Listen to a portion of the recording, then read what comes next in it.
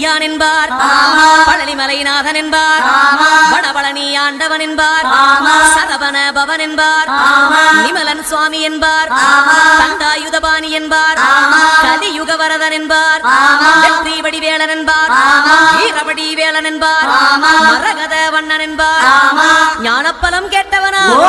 நம்பினோரை நாடுபவனா, காவடி பிரியனாம், ராஜ அலங்காரம் கொண்டவனா, ஆண்டியாய் நின்றானா, ஆனால் செல்வத்தை எல்லாம் கொடுப்பானா, அப்படிப்பட்ட முருகனவன் ரொம்ப ரொம்ப சின்னவனா சுவாமி. சின்ன சின்ன முருகைய